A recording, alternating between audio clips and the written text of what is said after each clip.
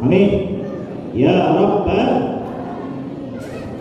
Di dalam kitab An-Ni'matul Kubra 'alal 'Alamin fi Maulidi Sayyidi Waladi Adam, karangan Al-Alim Al-Allamah Al-Imam Syihabuddin Ahmad Ibni Hajar Al-Haytami Asy-Syafi'i, beliau tulis sebuah riwayat tentang besarnya pahala berselawat kepada baginda Nabi. Anna rajulan sana'al walimah, bahwa dulu di zaman Nabi ada seorang sahabat yang hendak melaksanakan walimah putrinya. Wada'a Nabi sallallahu alaihi wasallam, kemudian beliau mengajak baginda Nabi untuk turut hadir di dalam pelaksanaan walimah putrinya. Fa'ajabahu, kemudian dipenuhi undangannya oleh baginda Nabi Muhammad sallallahu alaihi wasallam. Setelah selesai salat berjemaah di masjid, Nabi dan yang punya acara berangkat ke rumah, berangkat ke lokasi, berangkat ke tempat resepsi pernikahan. Wa adda khutuwata masyihi, maka yang punya hajat menghitung jarak langkah dari masjid ke rumahnya. Fa balaghat mi'ata khutwatin, maka jarak dari masjid ke tempat acara berjumlah 100 langkah. Karena jaraknya 100 langkah, dimerdekakanlah budak oleh yang punya hajat 100 orang budak hamba sahaya.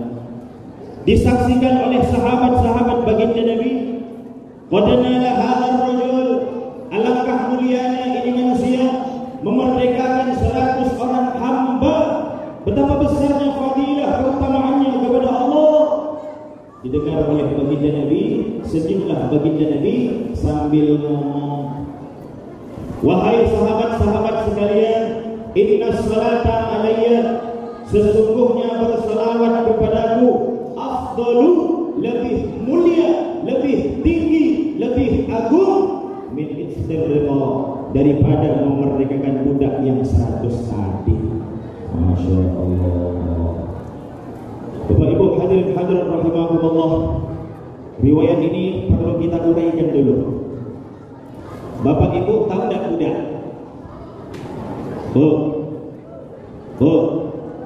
Hidup lagi. Tahu tak budak? Kalau budak-budak, budak badannya kepemilikan tuannya, tapi ruhnya kepemilikan Allah Subhanahu wa taala. Hidupnya, matinya terserah kepada tuannya. Berapa harga satu orang budak di zaman itu? Kita lihat Abu Bakar membeli Bilal bin Rabah. Harganya Bilal bin Rabah adalah 9 uqiyah emas. Satu uqiyah di zaman kita itu berjumlah 31 gram emas. Satu uqiyah berarti 31 gram dikali harga emas sekarang. Berapa Bu? 900. 31 gram emas dikali 900.000 rupiah, dikali 9 rupiah, dikali 100 orang budak. Berapa tuh? Warning.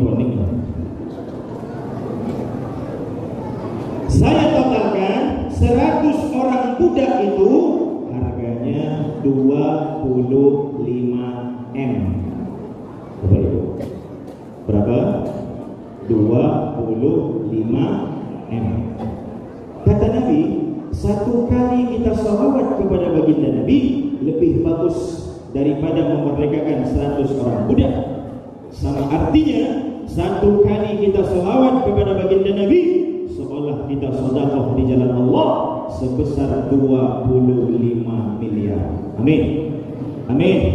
Ya Rabbal. Jawab jujur, Bapak Ibu pernah sedekah 25 M? 25 ribu? Allah. Oleh sebab itu, jangan sampai lisan kita kering tak selawat kepada baginda Nabi. Insya Allah. Betapa agung mulianya selawat. Insya Allah, Allah turunkan begitu banyak karunia keberkahan maghfirah Allah Subhanahu wa ta'ala. Amin ya Rabbal Tadi sudah dibaca oleh qari kita, laqad kana lakum fi Rasulillahi uswatun hasanah. Sungguh telah benar bahwa di dalam diri Rasulullah itu adalah contoh suri tauladan terbaik di atas muka bumi ini. Kenapa Rasul bisa jadi contoh? Itu yang jadi masalah. Kenapa Rasul bisa jadi contoh? Ini yang perlu saya jelaskan.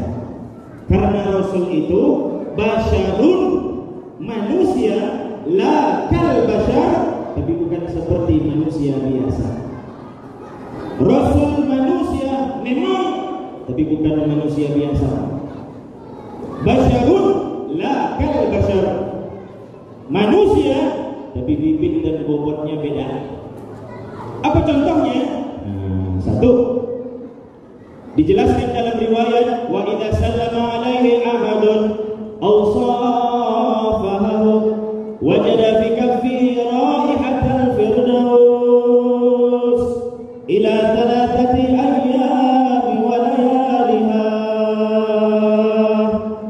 Siapa yang bersalaman dengan baginda Nabi, bersentuh kulit dengan Muhammad, setelah bersentuh, tangannya akan menimbulkan aroma minyak kasturi di dalam surga 3 hari 3 malam. Wangi.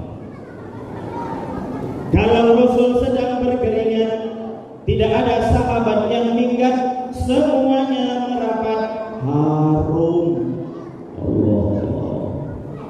Beda sama kita. Enak? Enak? Beda.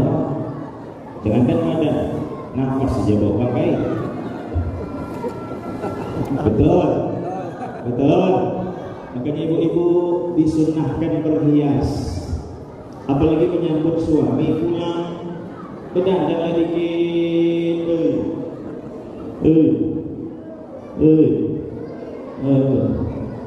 Bedandan. Suami pulang dari kantor, capeknya bukan main.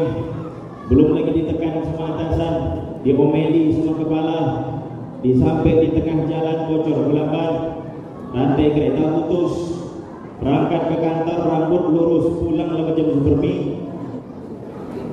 Sampai di rumah dibukalah pintu, assalamualaikum ma, papa udah pulang. Ditengoklah mamanya, ya Allah, rambutnya macam rambut gorila. Ditengok ke bawah pakai sarung, itu pun koyak pula. Apa tak stroke suami yang macam ini? Betul, betul. Berdandan dikit. Mulianya baginda Nabi, tubuhnya, aroma badannya seperti minyak kasturi di dalam surga. Masya Allah. Satu. Dua, manusia meludah, Nabi juga meludah. Tapi kalau baginda Nabi meludah, obat. Ludah Nabi, obat. Ketika hijrah ke Madinah dengan Abu Bakar, singgahlah di kuator. Abu Bakar izin kepada baginda Nabi, Nabi saya izin keluar masuk ke dalam, saya mau periksa mana tahu ada binatang berbisa. Silahkan Abu Bakar. Masuk Abu Bakar ke dalam gua, dibersihkan itu gua. Ternyata betul Pak, ada kalajengking, digigitlah tangan Abu Bakar, bengkak, merah, perih. Ditahan oleh Abu Bakar.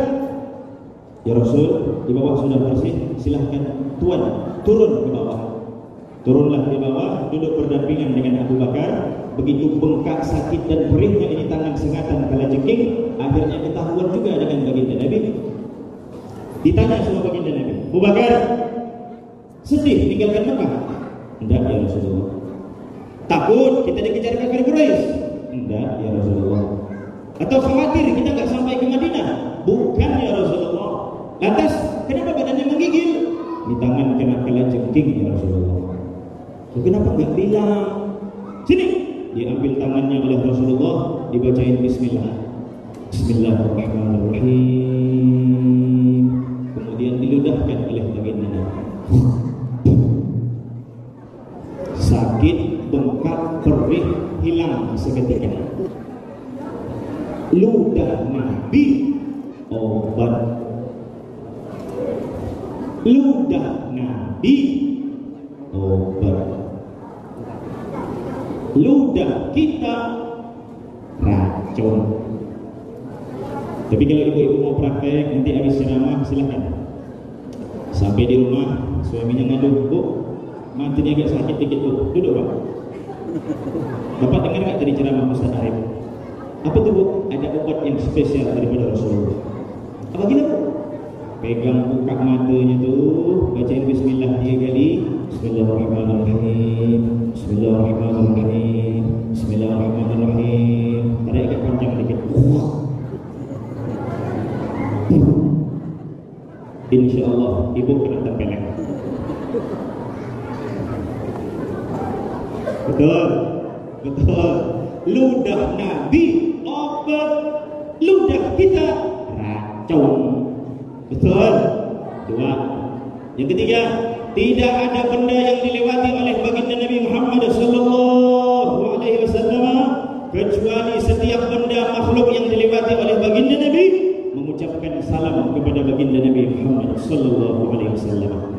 Disaksikan oleh Maisyarah, pembantunya Khadijah, ketika baginda Nabi berdagang ke negeri Syam membawa barang dagangan Khadijah, setiap batu yang dilewati oleh baginda Nabi mengucapkan salam, "Assalamu alayka ya Rasulullah." Setiap pohon kurma yang dilewati oleh baginda Nabi mengucapkan salam, "Assalamu alayka ya Rasulullah."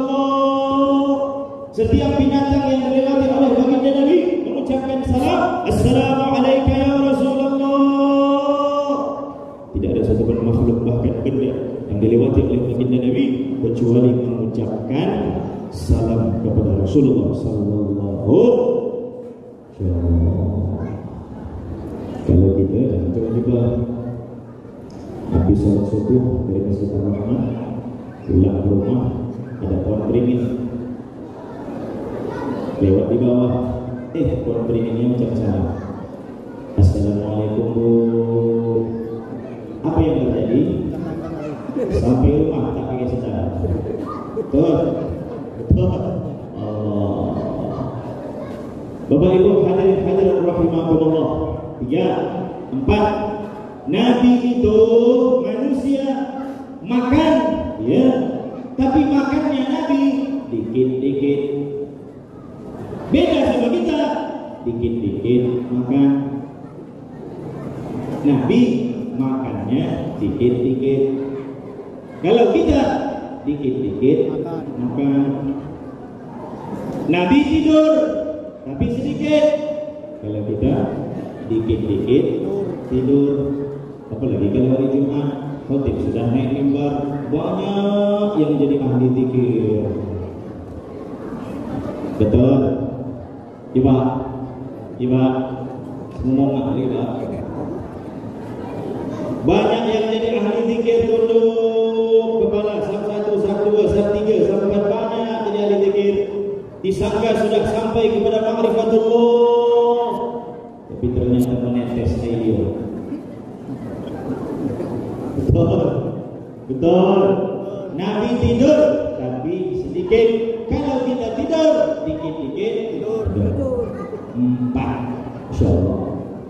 Bapak Ibu hadirin rahimakumullah, maka sebab itu pantaslah, wajarlah, sebegitu hebatnya baginda Nabi, sebegitu mulianya baginda Nabi, dijadikan sosok figur contoh oleh Allah Subhanahu.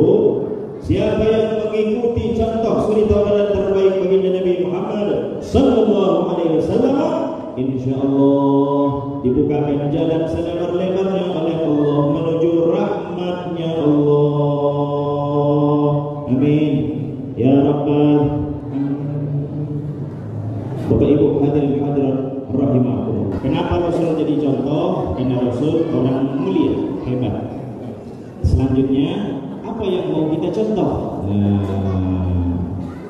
Apa yang mau kita contoh dari kepribadian Nabi? Yang pertama, ibadahnya. Rasulullah sudah dijamin oleh Allah masuk surga. Dosamu jikalau ada Muhammad hari ini, besok jikalau ada, sudah kulebur dengan rahmatku, kau gratis, aku jamin masuk ke dalam surgaku, kata Allah. Tapi setelah mendapat jaminan itu, apa Rasul tak salat? Apa ya, salat lagi dah, tak masuk surga, ada jaminan Allah. Enak? Tapi Rasul pernah tak meninggalkan salat? Pernahkah Rasul melalaikan salat? Pernahkah didapat sebuah riwayat Rasul tidak sujud kepada Allah satu waktu saja? Bahkan baginda Nabi tidak pernah melewatkan salat sunnah qabliyah dan ba'diyahnya, salat witirnya, salat duhanya, salat tahajudnya, tasbihnya, awabinnya. Begitu banyak salat-salat sunnah yang dikerjakan oleh baginda Nabi, padahal beliau sudah dijamin oleh Allah masuk surga. Kita harus malu kepada baginda Nabi. Kita ni belum ada jaminan lagi dah, Pak. Coba. Itu belum ada jaminan lagi dah, Pak. Tapi kalau azan berkumandang, kita mesti malu kalau tak sujud kepada Allah. Makanya kalau dulu tasbih azan subuh, as-salatu khairun minan naum, dijawab oleh orang-orang tua kita dulu, sadaqta wa bararta wa ana ala dzalika minasyahidin. Dulu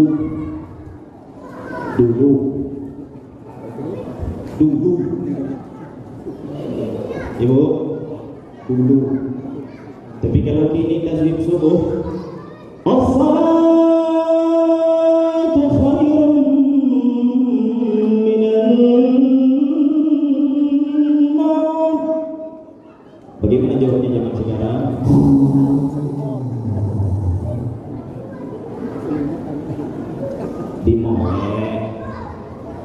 Dimolek macam itu, dimolek. Kalau di sini insya Allah, alhamdulillah sama aja. Betul. Tempoh hari saya ceramah di Kecamatan Kelayan, Desa Sungai Air Putih. Saya sampaikan kepada saudara-saudara kita di sana, Bapak Ibu, ini akhir zaman, jangan mau kalah harga diri kita dengan ayam. Apa Bu? Ayam. Apa Pak? Ayam. Kenapa saya sampaikan seperti itu? Sebegadang-begadangnya ayam jam 4 pas dibangun. Betul?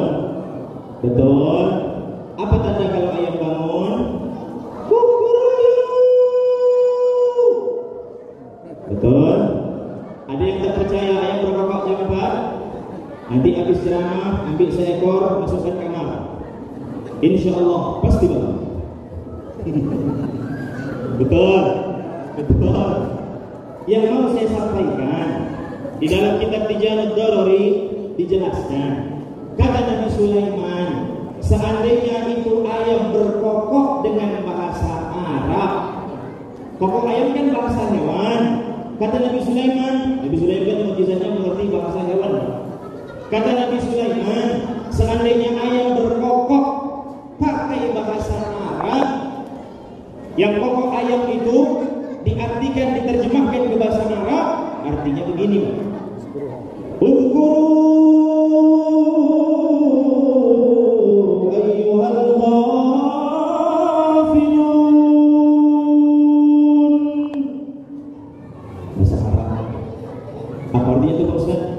Hei orang yang sedang indah di dalam buayan mimpinya, hei orang yang sedang basah dengan air liurnya, hei orang yang terbuai dengan khayalannya, bangun,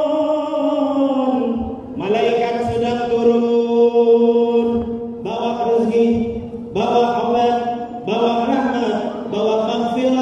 bangun, minta tadahkan tangan kepada Allah.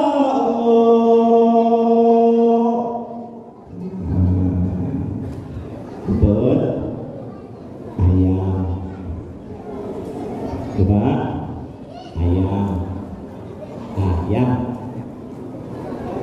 Ayam. Nanti kalau ditanya di rumah, apa ceramahnya tadi Pak? Ayam.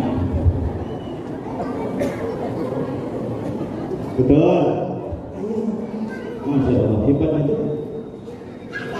Bapak Ibu jawab yang jujur. Kalau mau makan ayam, hafal nggak doanya? Apa doanya? Allahumma barik lana fima razaqtana wa qina adab. Betul. Saya mau tanya, kalau ayam berkokok, apa doanya?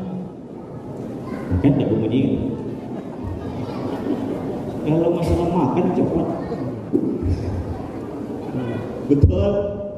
Kata Nabi, salah satu hewan yang dibukakan matanya kasyaf oleh Allah, mampu menembus melihat nurnya malaikat, ayam. Maka siapa yang berdoa ketika ayam berkokok, insyaallah kebahagiaan daripada rahmat malaikat. Apa doa? Allahumma barik lana.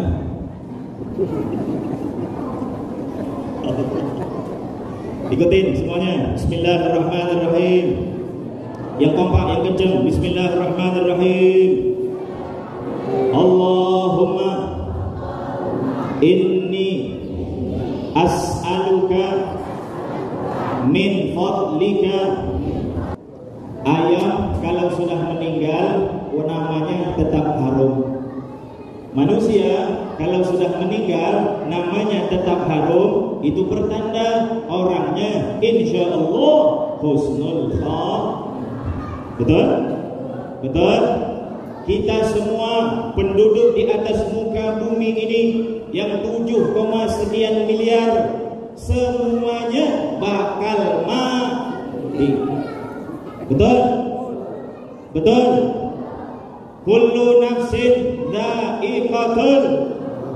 Setiap manusia, setiap makhluk yang bernyawa pasti akan mati. Jangankan manusia, nabi, malaikat mati. Semua pasti mati. Orang kaya, orang miskin, orang tua, anak muda, laki-laki, perempuan, kakek nenek, ustaz mana?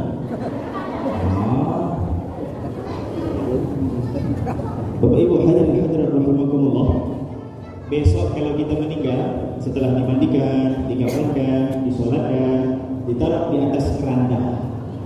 Betul? Di dalam keranda. Kata Nabi, setiap jenazah yang ditaruh dalam keranda hendak diantarkan ke kuburan, ini jenazah berteriak sekencang-kencangnya, terdengar alam semesta, illal insan, kecuali manusia. Maksudnya, ingkana muhsinan, jikalau jenazahnya ini jenazah yang baik, husnul khatimah, meninggalnya membawa iman, rajin sholat, rajin puasa, Senin Kamis tak pernah bolong, sedekah fakir miskin yatim piatu du'aha, silaturahim tak putus, sama suami taat, sama orang tua berbakti, kepada tetangga rukun tak bermusuh, mengaji lanjut, zikir ada, salawat membasahi lidah. Jenazah yang seperti ini meninggal, berteriak sekencang-kencangnya, asri'uni, hei orang yang mengangkat kerandaku, cepat, cepat, cepat, cepat antar aku ke kubur. Jangan tunda-tunda, jangan lambat-lambatkan. Taman-taman surga Allah sudah menanti. Ribuan barisan malaikat sudah menunggu.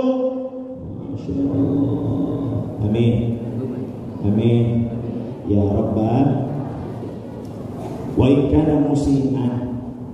Tapi kalau jenazahnya jenazah maksiat, durhaka kepada Allah, sama suami begaduh, sama orang tua durhaka, sama masyarakat bermusuh, tetangga sebelah rumah lah 10 tahun tak bercakap,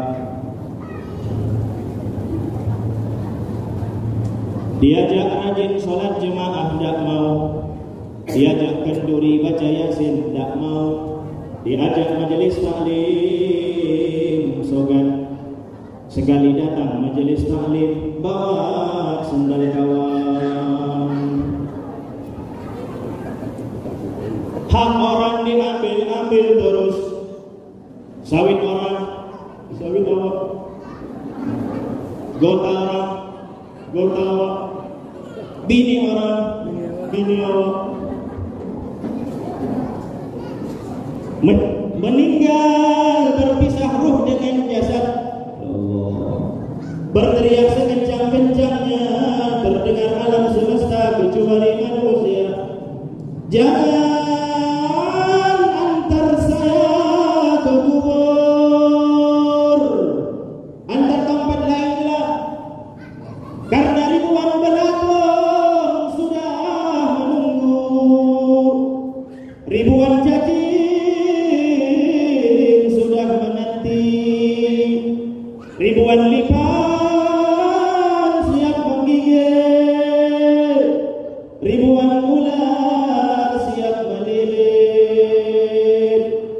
Tanah atas, tanah bawah menghimpit, tanah kanan, tanah kiri mendekat, tanah depan, tanah belakang menjepit. Seluruh di dalam liang kubur tidak Allah izinkan cahaya. Setiap detiknya azab siksa Allah. Na'udzubillah, tsumma na'udzubillah. Betul Bapak Ibu? Betul Bapak Ibu? Astagfirullah.